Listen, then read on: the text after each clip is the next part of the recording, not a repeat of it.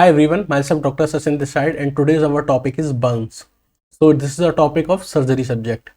Before starting this video lecture एक disclaimer देना चाहेंगे कि इस वीडियो लेक्चर में हम कई सारे बर्न पेशेंट का फोटोज यूज़ करेंगे। तो वो फोटोज और कंटेंट जो हमने यूज़ किया है वो बेसिकली एजुकेशन पर्पज़ के लिए ही है, ताकि यूट्यूब भाई साहब को हमारी वीडियो से कोई प्रॉब्लम ना हो। ठीक है, तो विदाउट वेस्टिंग द टाइम चलिए स्टार्ट करते हैं और समझते हैं कि बर्न क्या होते हैं।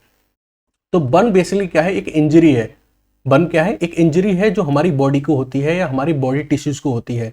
कब होती है? अगर हमारा बॉडी टिश्यू किसी सर्टेन अमाउंट की हीट के कांटेक्ट में आता है या कुछ खतरनाक डेंजरस केमिकल्स के कांटेक्ट में आता है, जैसे कंसंट्रेटेड एसिड्स या फिर इलेक्ट्रिसिटी और रेडिएशन के कांटेक्ट में आता है, तो उस कांटेक्ट में आने की वजह से जो इंजरी होती है उस इंजरी को हम क्या बोलते हैं? बर्न बोलते हैं। आई रिपीट अगेन, जब हमारा बॉडी टिश्यू इन सारी चीजों के कांटेक्ट में आता है, तो इन सारी चीजों के कांटेक्ट में आने की वजह से जो इंजरी होती है उस इंजरी को हम क्या बोलते हैं?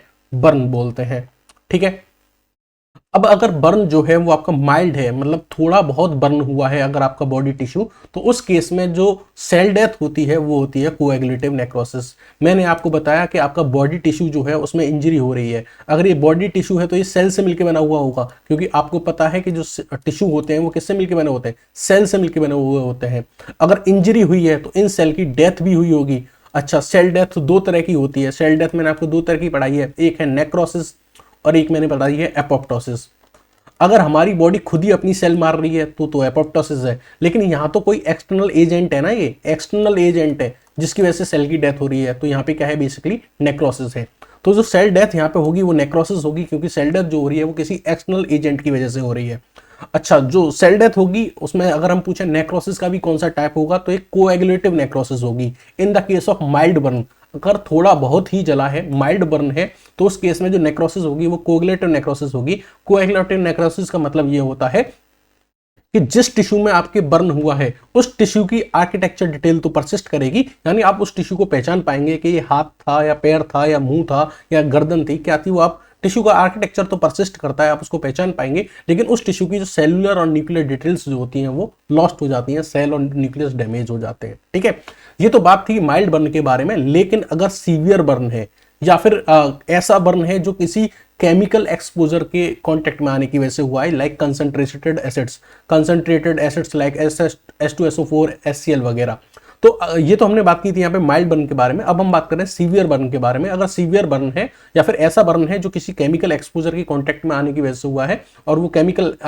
जो था वो बहुत ही ज़्यादा खतरनाक था, तो उस केस में जो सेल डेथ होती है, उस केस में जो नेक्रोसिस होती है वो लिक्विफेक्टिव टाइप की होती है। लिक्विफेक्टिव टाइप की होती है यानी कि वो पूरा का पूरा जो आपका टिश्यू होता है ना, वो लिक्विड जैसे स्ट्रक्चर में कन्वर्ट हो जाता है। यानी इस केस में जो आपका टिश्यू जो होता है उसकी आर्किटेक्चर डिटेल भी लॉस्ट हो सकती है। तो ये तो हमने बताए थे कि आपको आपके बॉडी टिश्यू में जब सेल्स की डेथ होगी तो किस किस तरीके से होती है। कुछ और बातें जो इंपॉर्टेंट है वो आपको बताना जरूरी है। दो केस होते हैं जिनके बारे में बच्चे कंफ्यूज रहते हैं। एक चीज है, इसको बोलते हैं स्कार्ड, और एक चीज है हम जिसको बोलते हैं फ्रॉस्ट बाइट। स्कार्ड क्या होता है? अगर आप मॉइस्ट हीट के कांटेक्ट में आते हैं, जिसको हम हिंदी में भाप बोलते हैं, वाटर वेपर्स बोलते हैं। ठीक है, तो अगर आप मॉइस्ट हीट भाप के कांटेक्ट में आते हैं तब आपकी अगर इंजरी हो जाती है तो हम उसको बर्न में काउंट करते हैं। लेकिन अगर आपके बॉडी टिश्यू में जो इंजरी फ्रॉस्ट बाइट से हुई है, फ्रॉस्ट बाइट मतलब एक्सट्रीमली कोल्ड एनवायरनमेंट है, ठीक है, बहुत ज्यादा एक्सट्रीमली कोल्ड एनवायरनमेंट है, माइनस में डिग्री सेल्सियस है, तो उसकी वजह से जो इंजरी होती है, देखो वहां उस इंजरी में भी हमको कोएगुलेटिव नेक्रोसिस देखने को मिलता है। यानी कि एक्सट्रीमली हॉट के केस में भी कोएगुलेटिव नेक्रोसिस देखने को मिलता है और एक्सट्रीमली कोल्ड के केस में भी हमको कोएगुलेटिव नेक्रोसिस देखने को मिलता है। लेकिन जब इंजरी एक्सट्रीम कोल्ड की वजह से हुई है, इसको फ्रॉस्ट बाइट बोलते हैं, और फ्रॉस्ट बाइट एक बर्न नहीं होता है। तो what I want to tell you कि मॉइस्ट हीट से अगर आपको इंजरी हुई है तो इसको स्काल्ड बोलते हैं, ये तो बर्न में काउंट होगा। लेकिन एक्सट्रीम कोल्ड जिसको फ्रॉस्ट बाइट बोलते हैं, इसमें भी सिमिलर कोएगुलेटिव नेक्रोसिस देखने को मिलती है यहाँ की तरह, बट इसको हम बर्न में काउंट नहीं करते हैं। It is not a burn. ठीक है, चलिए, अगर कोई इंसान जल जाता है तो सबसे पहले हमारी प्रतिक्रिया क्या रहती है, हमारा रवैया क्या रहता है कि हम असेसमेंट करें बर्न का, कि कोई इंसान कितना जला है, उसका कितने % बॉडी जला है, हम यही जानना चाहते हैं। तो बर्न का असेसमेंट करने के लिए हमारे पास एक रूल है जिसको हम रूल ऑफ 9 बोलते हैं। इसको वेलेस नाम के साइंटिस्ट ने दिया था, तो इसको हम बोलते हैं वेलेस रूल ऑफ 9। ये वेलेस रूल ऑफ 9 क्या कहता है वो समझिएगा यहाँ ये बताता है कि कौन सा एरिया जला है तो हम उसे कितना परसेंट काउंट करते हैं। वो बताता है कि अगर किसी पर्सन का हेड एंड नेक जल गया है तो उसको हम 9% काउंट करेंगे, यानी कि, और ये जो 9% है ये आगे पीछे दोनों का मिला के है। लाइक अगर कोई इंसान का हेड एंड नेक यानी इतना एरिया जला है, हेड एंड नेक इतना एरिया जला है, तो आगे का 4.5 और पीछे का 4.5, आगे पीछे का दोनों का मिला के कितना काउंट करेंगे, इसको 9% काउंट करेंगे। I want to tell you, किसी इंसान का हेड और नेक दोनों जल गए हैं, आगे से और पीछे से दोनों तरफ से, तो 9% काउंट करेंगे, और सिर्फ आगे से जला है तो 4.5% और सिर्फ पीछे से जला है तो 4.5%, दोनों का मिला के 9%। चलिए अब बात करते हैं चेस्ट की। तो चेस्ट में भी दो चीजें होंगी। आगे का हिस्सा देखो, चेस्ट वाला हिस्सा ये है, बिलो द नेक से लेकर जो आपका डायफ्राम वाला रीजन होता है वहां तक का जो एरिया है, तो ये चेस्ट वाला रीजन है। अब चेस्ट वाले रीजन में भी दो वाली बातें होंगी, एक तो आगे की बात और एक पीछे की बात। तो आगे का भी हम 9% काउंट करते हैं और पीछे का भी हम 9% काउंट करते हैं। तो अगर किसी इंसान का चेस्ट जला है आगे से भी और पीछे से भी, तो हम इसको काउंट करेंगे 18%, लेकिन सिर्फ आगे से जला है तो 9% और सिर्फ पीछे से जला है तो अगेन वही 9%, दोनों का मिला के 18% हम काउंट करेंगे। अगर हम बात करें अब एब्डोमन के बारे में, कि अगर पर्सन का एब्डोमन भी जला है, यहां भी वही बात होगी, फ्रॉम फॉरवर्ड एंड बैकवर्ड, ठीक है। तो फॉरवर्ड का भी हम इसमें 9% मानते हैं और बैकवर्ड का भी हम किसमें मानते हैं, 9% मानते हैं। एब्डोमन मतलब डायफ्राम से नीचे और पेरिनियम से ऊपर तक, पेल्विक रीजन से ऊपर तक का जो एरिया है। तो अगर आगे से जला है तो 9%, पीछे से जला है तो फिर 9%, दोनों का मिला के कितना हो जाता है, 18%, ठीक है। तो हेड एंड नेक आगे पीछे से 9%, चेस्ट आगे पीछे से 18%, एब्डोमन आगे पीछे का 18%, ठीक है। अब हम बात करते हैं पेरिनियम के बारे में। पेरिनियम क्या है, जेनाइटल रीजन, ये वाला जो रीजन होता है, एक्सटर्नल जेनेटिलिया जो होता है, ये 1% काउंट होता है मेल एंड फीमेल में, ठीक है। उसके बाद अब क्या रह गया, देखो आपका पूरा बॉडी तो कवर हो गया, आपका हेड एंड नेक कवर हो गया, आपका चेस्ट कवर हो गया, आपका एब्डोमन कवर हो गया, है ना, और पेरिनियम वाला रीजन कवर हो गया। अब क्या बचे, अब बचे आपके हाथ पैर, यानी अपर लिम और लोअर लिम बचा। तो इसमें जो अपर लिम जो होता है, अपर लिम का हम काउंट करते हैं 18%।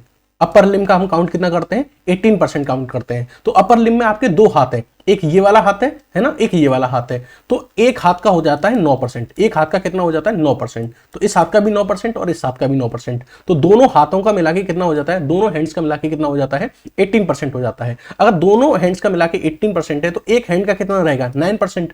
एक हैंड का 9% रहेगा तो एक हैंड के में भी तो दो रीजन होंगे ना, एक ये आगे का रीजन और एक ये पीछे का रीजन। तो अगर एक हैंड के आगे और पीछे का रीजन हम काउंट करें तो वो होंगे 4.5% और 4.5%, ठीक है। आई रिपीट अगेन, अपर लिम्ब अगर आपके जल गए हैं, तो आपके दोनों हाथ जल गए हैं, ठीक है, दोनों हाथ जल गए हैं, तो हम इसको बोलते हैं 18%। तो एक हाथ जला है तो उसको कितना काउंट करेंगे, 9%, ठीक है। और 9% एक हाथ का है ना, तो एक हाथ का है तो उसको में भी क्या होगा, आगे का और पीछे का। तो एक हाथ के आगे का होगा 4.5% और एक हाथ के पीछे का होगा 4.5%, ठीक है। ये हमने बात करी अपर लिम के बारे में। अब हम बात करेंगे लोअर लिम के बारे में। लोअर लिम यानी आपके पैरों के बारे में, ठीक है। तो आपके दो लोअर लिम है, एक ये वाला और एक ये वाला, दोनों का मिला के हम काउंट करते हैं 36%। कितना, 36%। तो दोनों पैरों का अगर 36% है तो इस पैर का कितना होगा, 18%, और इस पैर का भी कितना होगा, 18%। बट ये 18% जो है वो कहां का है, आगे पीछे दोनों का है। तो अगर मैं सिर्फ पीछे का बताऊंगा तो 9% और सिर्फ आगे का बताऊंगा तो 9%। तो मैंने आपको क्या बताया, लोअर लिम का जो काउंट होता है वो 36% काउंट होता है दोनों पैरों का, ठीक है। तो इसमें एक पैर का कितना रहेगा, 18%, और एक पैर, अगर मैं एक पैर का सिर्फ आगे का बात करूं तो 9% और एक पैर का सिर्फ पीछे का बात करूं तो 9%। तो यहां से इस तरीके से हम टोटल जोड़ेंगे तो हमारा कितना निकल के आता है, 100% निकल आता है। तो हमने हमारा जो टोटल बॉडी सरफेस एरिया है, टोटल बॉडी सरफेस एरिया है, इसको ये क्या है, 100% है, ठीक है। इसमें से head and neck 9%, chest 18%, abdomen 18%, perineum 1%, upper limb 18% and lower limb 36%। Total मिला के कितना हो गया अपना टोटल बॉडी सरफेस एरिया, 100। कितना हो गया, 100। तो इस तरीके से हम असेसमेंट करेंगे बर्न का, ठीक है। नेक्स्ट हमने आपको यहाँ पे एक टेबल दे रखी है। इस टेबल में हमने आपको चिल्ड्रन और एडल्ट इन्फेंट में कैसे हम काउंट करेंगे उसको भी दे रखा है, तो आप इसको खुद से रीड कर लिए, इतना इंपॉर्टेंट नहीं है तो मैं इसको डिस्क्राइब कर नहीं रहा हूं।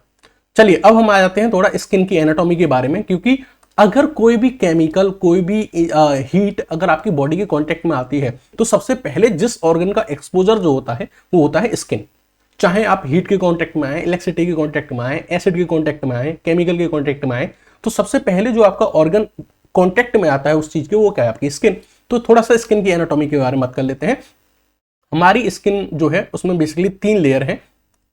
एक जो है सबसे ऊपर वाली वो है एपिडर्मिस, उससे नीचे वाली जो है वो है डर्मिस। देखो डर्मिस को हमने 2 पार्ट्स में डिवाइड कर देंगे। जो अपर पार्ट होता है डर्मिस का उसको हम बोलेंगे पेपिलरी डर्मिस, और जो लोअर पार्ट होता है डर्मिस का उसको हम बोलेंगे रेटिकुलर डर्मिस। इसके अलावा जो तीसरी लेयर होती है उसको हम बोलते हैं सबक्यूटेनियस टिश्यू लेयर या फिर फैट लेयर।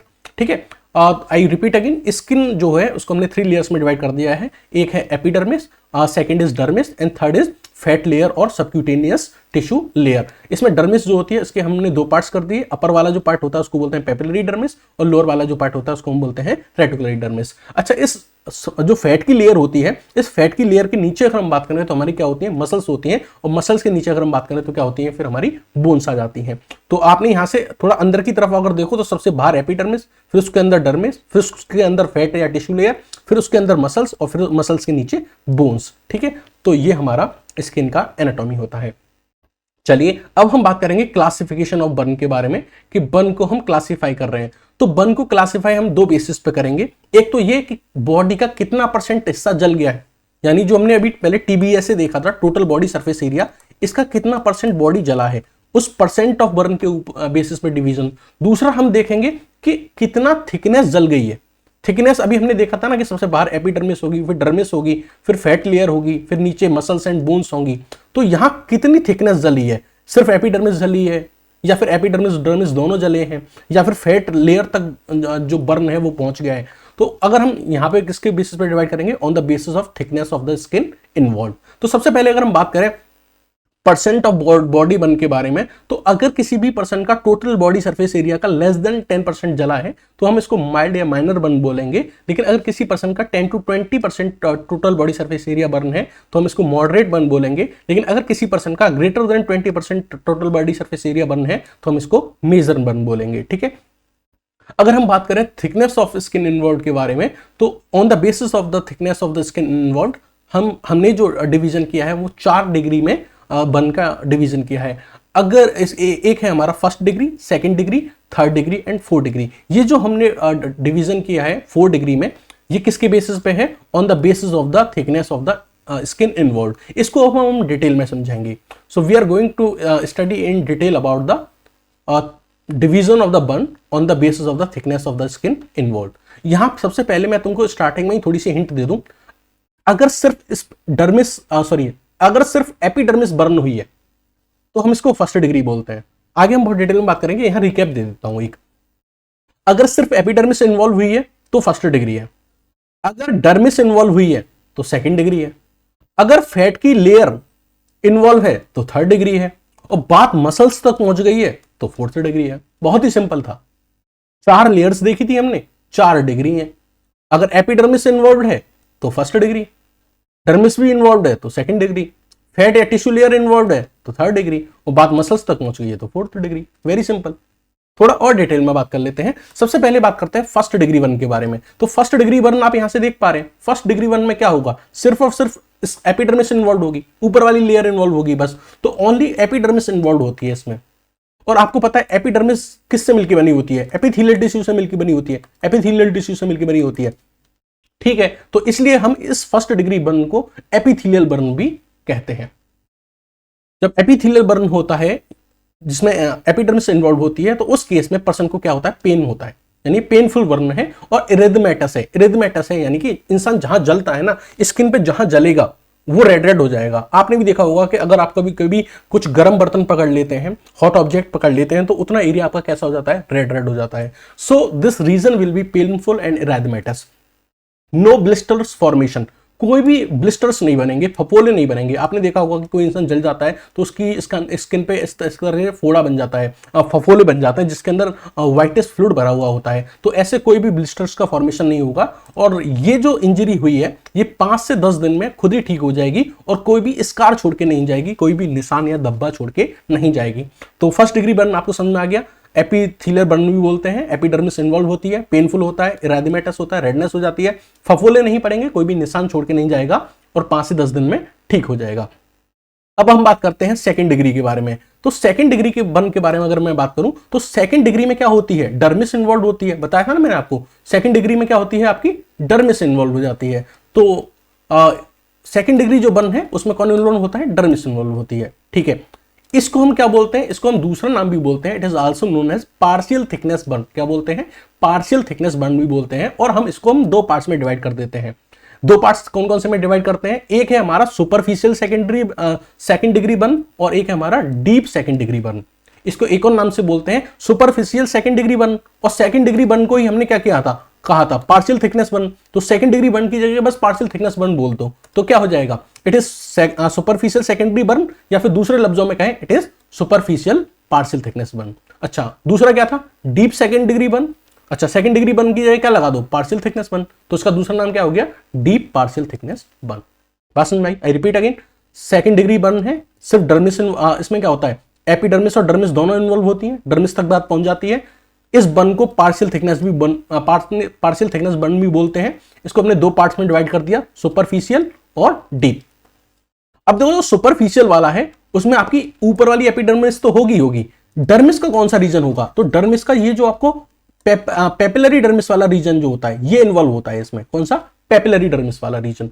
आइए इसको ऊपर भेज देते हैं हम थोड़ा सा।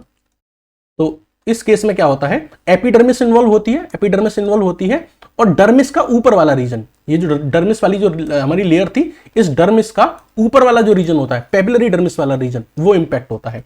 तो इन द केस ऑफ सुपरफिशियल और सेकंड डिग्री बर्न, आपकी एपिडर्मिस के साथ साथ जो पार्शियल पेपिलरी एपिडर्मिस होती है वो भी इन्वॉल्व होती है। लेकिन अगर हम बात करें डीप के बारे में, डीप सेकंड डिग्री बर्न के बारे में, तो डीप सेकंड डिग्री बर्न में क्या होता है, एपिडर्मिस भी इन्वॉल्व होगी, पार्शियल पेपिलरी डर्मिस भी यूज होगी, और साथ साथ नीचे वाली ये रेटिकुलर डर्मिस जो होती है वो भी इन्वॉल्व हो जाती है। यानी कि इस केस में जो डर्मिस होती है वो पूरी की पूरी कंप्लीट डर्मिस इन्वॉल्व हो जाती है। तो दोनों में डिफरेंस समझ में आ रहा है कि अगर एपिडर्मिस के साथ सिर्फ पेपिलरी डर्मिस इन्वॉल्व है तो ये सुपरफिशियल है, ऊपर का है। लेकिन अगर इसके साथ रेटिकुलर डर्मिस भी यूज हो जाती है तो एक ऐसा डीप है, अंदर तक है। बात समझ में आ गई? चलो, तो हमने बात किया in the superficial burn, superficial second degree burn, epidermis and papillary dermis are involve. और इस केस में जो आपका बर्न होगा वो कैसा होगा, पेनफुल होगा, और यहाँ पे आपको ब्लिस्टर का फॉर्मेशन भी देखने को मिलता है, यानी फफोले भी देखने को मिल सकते हैं। यानी ये आप देख रहे हैं ऐसे किस तरीके से नीचे फफोले जो पड़े हुए हैं पेशेंट के, ऐसे फफोले भी आपको देखने को मिल सकते हैं। साथ ही साथ ये जो सेकंड डिग्री बर्न होता है ये हील हो जाता है, बट इसको हील होने में 7 to 14 डेज लगते हैं। लेकिन ये कोई निशान छोड़ के नहीं जाता है, कोई भी स्कैरिंग छोड़ के नहीं जाता है। वहीं बात करूं मैं अगर आपका डीप सेकंड डिग्री बर्न के बारे में, तो डीप सेकंड डिग्री बर्न के बारे में मैंने आपको बताया था, इसमें एपिडर्मिस और कंप्लीट डर्मिस दोनों ही इन्वॉल्व हो जाते हैं। डर्मिस के दोनों ही पार्ट इन्वॉल्व होते हैं, पेपिलरी एंड रेटिकुलर। इसमें जो बर्न एरिया होता है वो मोटल्ड होता है। मोटल्ड होता है मतलब उसमें क्या होते हैं, धब्बे होते हैं, कैसे, व्हाइट और पिंकिश धब्बे देखने को मिलते हैं। तो अगर आपको, मुझे नहीं समझ में आ रहा है कि आपको ये दिख रहा होगा कि नहीं, बट यहाँ पे बेसिकली इस रीजन में क्या है, डीप पार्शियल थिकनेस है। तो इस डीप पार्शियल थिकनेस वाले रीजन में आपको ये डायग्राम में बहुत ज्यादा रेड दिख रहा होगा, बट यहाँ पे बेसिकली क्या होता है, रेड और व्हाइट पेचेस देखने को मिलते हैं। यहाँ पे इस तरीके से रेड और व्हाइट पेचेस देखने को मिलते हैं इन the case of deep partial thickness. ठीक है, तो बेसिकली व्हाइट एंड पिंकिश आपको एरिया देखने को मिलता है जहां बर्न वाला जो रीजन होता है। इसमें पेन नहीं होता और ना ही कोई फफोले पड़ते हैं। तो there is no pain and no blisters in the case of deep second degree burn. But अगर आप, वैसे तो पेन नहीं होता है, लेकिन अगर आप इस तरीके से पिन चुभोगे, पिन प्रिक करोगे तो उसको फील होगा, यानी उसके पास क्या होगा, पिन प्रिक सेंसेशन इन्वॉल्व होगा, पिन प्रिक सेंसेशन उसको फील होगा, पिन चुभेंगे तो उसको फील होगी। ये वाला जो डीप सेकंड डिग्री बर्न है ये हील हो जाता है, लेकिन जब हील होता है तो निशान छोड़ जाता है, स्कैरिंग वहां देखने को मिलती है, और इसको हील होने में 3 to 9 वीक्स लगते हैं, अप्रॉक्स 2 महीने का टाइम लगता है। लेकिन यहाँ स्कैरिंग आपको देखने को मिलती है। खास बात ये थी, क्या देखने को मिलती है, स्कैरिंग देखने को मिलती है। ये पहला वाला केस था जहां आपको स्कैरिंग देखने को मिलेगी, और यहाँ पे पिन प्रिक सेंसेशन देखने को मिलता है, पेनफुल पेन नहीं होता। ठीक है, यहाँ अगर मैं आपको डायग्राम दिखाऊं तो अगर आपको एक विजिबल है तो ये तो आपको पूरा ही पूरा रेड रेड दिख रहा होगा क्योंकि ये कुछ लैपटॉप का इश्यू है। बट यहाँ इस वाला आप देखोगे कि जो स्किन होती है, जैसे यहाँ पे बर्न है, इस एरिया में बर्न है, तो ये जो बर्न वाला एरिया होता है वहीं आपको क्या देखने को मिलती है, रेडनेस देखने को मिलती है इन the case of first degree burn.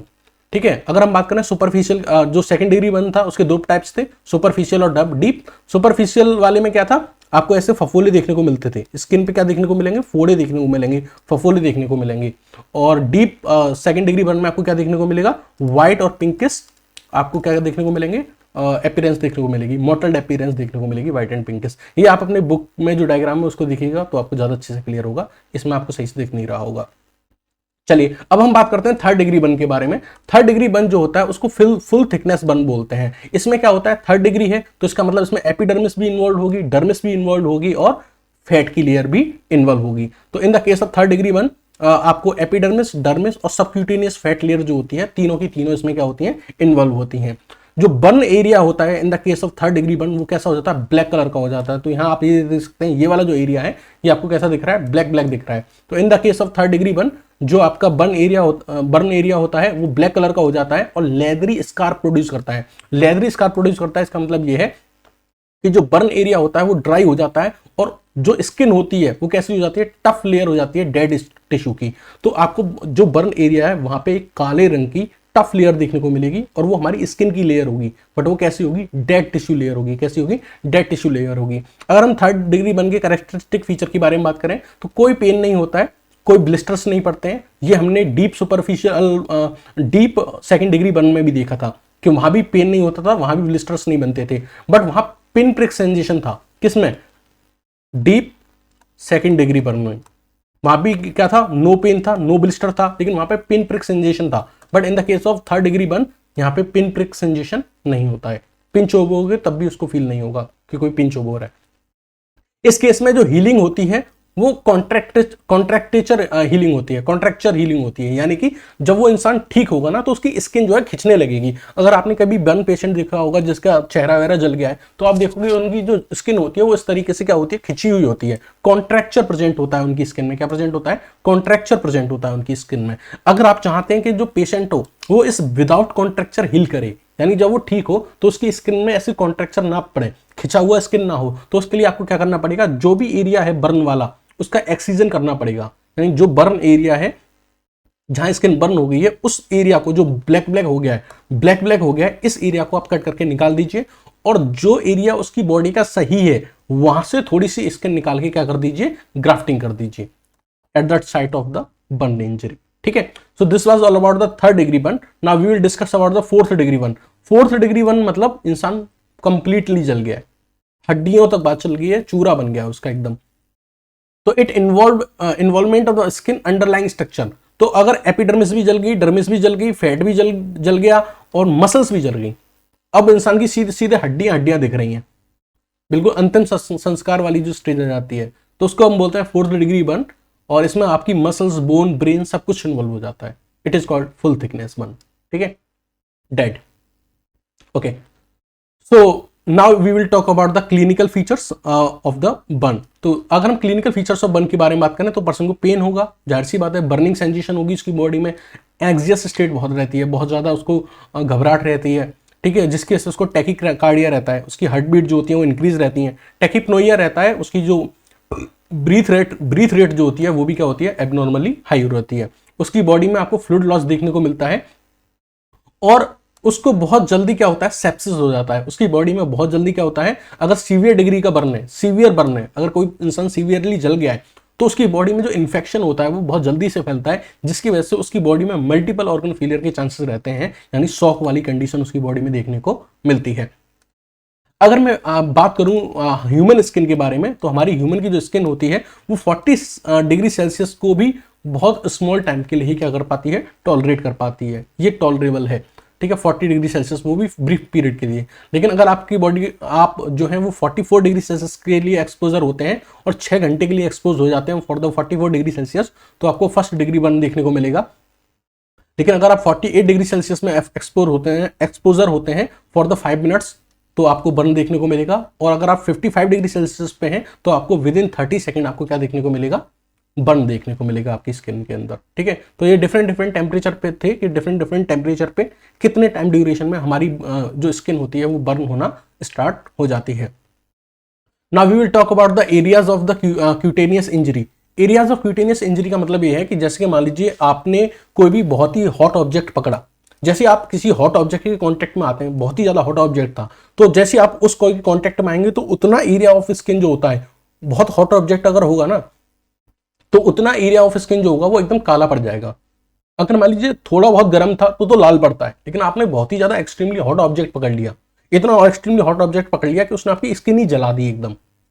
तो उस केस में क्या होता है कि जो जो एरिया जहां जलता है उस एरिया में आपको क्या देखने को मिलता है, ब्लैकिश डिस्कलरेशन देखने को मिलता है, और उस जले हुए एरिया को हम बोलते हैं zone of coagulation, zone of coagulation. तो आप ये देख रहे हो कोई पर्सन की स्किन थी ये, ठीक है, स्किन में क्या हुआ, यहाँ पे इस स्किन वाले कॉन्टेक्ट, इस स्किन वाले एरिया में क्या हुआ, बहुत ही हाई हॉट ऑब्जेक्ट कॉन्टेक्ट में आया तो इतना एरिया जल गया बुरी तरीके से, it is called zone of coagulation. तो वहां आपको क्या देखने को मिलेगा, ब्लैक डिस्कलरेशन देखने को मिलेगी।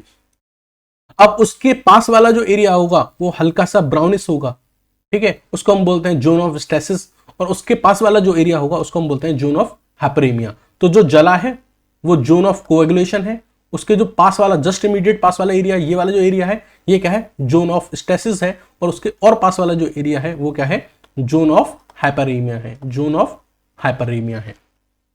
इन तीनों जोन के बारे में थोड़ा डिटेल में बात करते हैं। जो जोन ऑफ कोएगुलेशन है, जोन ऑफ कोएगुलेशन क्या है, वो जो डायरेक्ट कॉन्टेक्ट में आया है और सीवियरली बर्न हुआ है तो उस एरिया में तो कोएगुलेटिव नेक्रोसिस हो जाएगी, उस एरिया में क्या हो जाएगी, कोएगुलेटिव नेक्रोसिस हो जाएगी। और एक मिनट, तो जो एरिया बिल्कुल जला है, बुरी तरीके से जला है, ठीक है, ये वाला एरिया, तो ये क्या है, जोन ऑफ कोएगुलेशन है, तो इसमें तो टिश्यू मर जाएगा, सेल्स मर जाएंगी, कोएगुलेटिव नेक्रोसिस देखने को मिलेंगी और इरिवर्सिबली इंजर्ड होंगी, सेल मर गई हैं, वो वापस थोड़े ना जिंदा होंगी।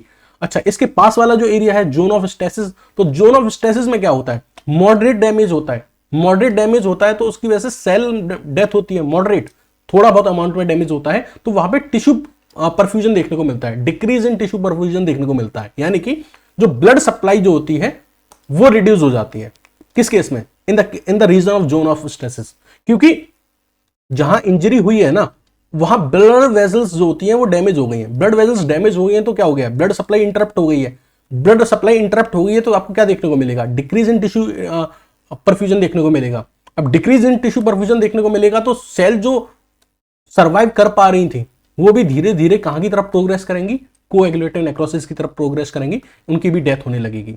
तो अगर जहां इंजरी हुई है उसका पास वाला जो रीजन है उसको जोन ऑफ स्टेसिस कहते हैं, वहां हमको क्या देखने को मिलता है, डिक्रीज इन टिश्यू परफ्यूजन देखने को मिलता है। उसका जो रीजन ये है वस्कुलर डैमेज, जो ब्लड वेजल्स हैं वो डैमेज हो गई हैं, तो इसलिए उस एरिया की जो सेल्स हैं वो या तो सर्वाइव कर पाती हैं अगर उनको मिल रहा है ब्लड, और नहीं मिल रहा है तो वो भी धीरे धीरे कोएगुलेटिव नेक्रोसिस की तरफ प्रोसीड करती हैं।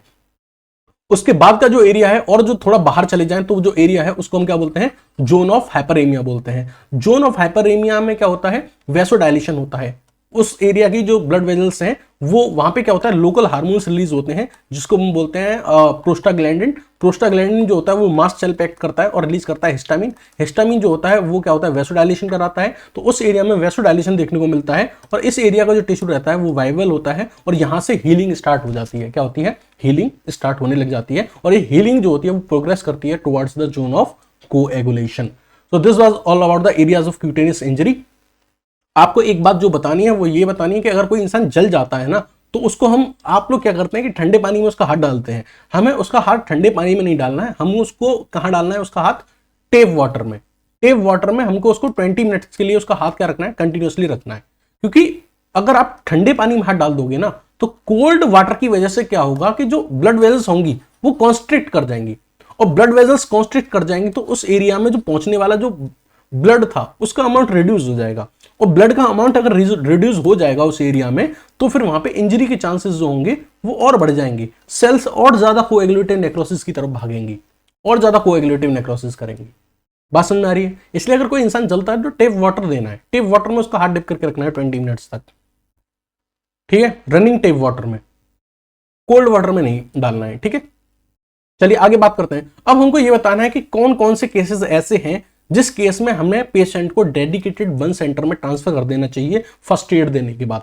फर्स्ट एड दे दीजिए, उसके बाद इसको प्रॉपर जो बर्न सेंटर बनते हैं उनमें भेज दीजिए। तो वो कौन कौन से केसेस हैं उनकी अगर हम बारे में बात करें, कंडीशंस के बारे में बात करें, कोई भी फुल थिकनेस बर्न है यानी 3 डिग्री 4 डिग्री का सीवियर बर्न है, सारी स्किन लेयर जो है वो डैमेज हो चुकी हैं, तो आप फर्स्ट एड दीजिए और बर्न सेंटर में भेज दीजिए।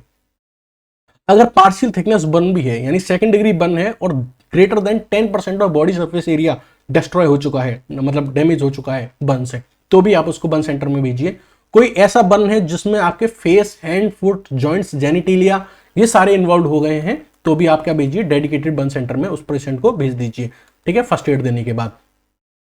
अगर हम बात करें burn with comorbidities in the elderly, यानी कोई ऐसा ओल्ड पर्सन है जिसके अंदर पुरानी कुछ बीमारियां हैं, जैसे कि डायबिटीज, हाई ब्लड प्रेशर, ऐसा पेशेंट है, ओल्ड पेशेंट है, पुरानी कुछ और बीमारियां भी हैं, कॉर्मोबिडिटीज भी हैं, तो ऐसा पर्सन जिसको प्रीवियस कुछ बीमारियां हैं जिससे आपका जो बर्न का ट्रीटमेंट है वो कॉम्प्लिकेट हो सकता है, तो ऐसे पर्सन को हमको क्या काम भेजना चाहिए, बर्न सेंटर भेजना चाहिए, जहां उसका सही तरीके से इलाज हो सके।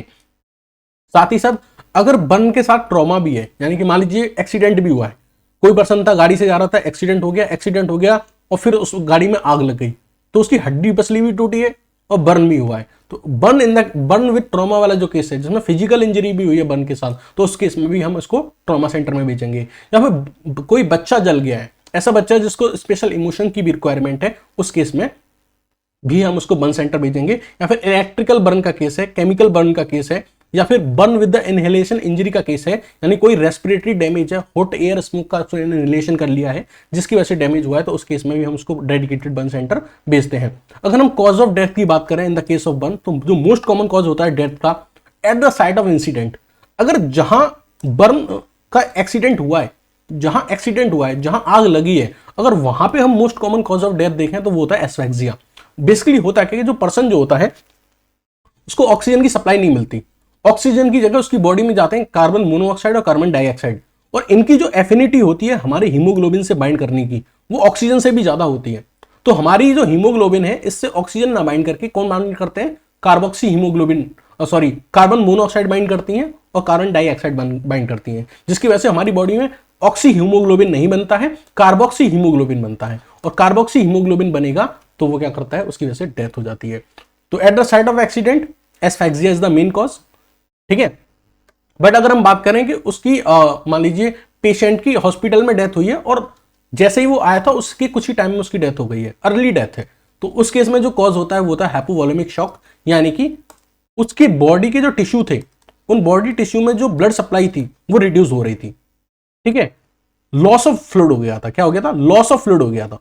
लॉस ऑफ फ्लूइड मतलब उसकी बॉडी का जो फ्लूइड है वो लॉस हो गया था, बॉडी फ्लूइड लॉस हो गया था, तो बॉडी के सारी पार्ट्स में, बॉडी के सारे टिश्यू में ब्लड वगैरह या अदर फ्लूइड्स नहीं पहुंच पा रहे थे, तो उस केस में बॉडी किस में चली गई थी, शॉक में चली गई थी, उसकी वजह से पर्सन की डेथ हो जाती है।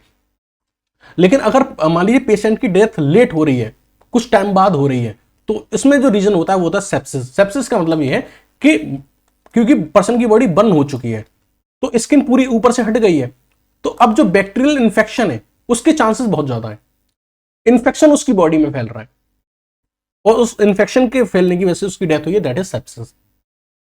अगर आप मोस्ट कॉमन कॉज पूछो ओवरऑल अगर आप पूछोगे what is the most common cause of death in the burn, तो the answer is again same, sepsis, infection की वजह से।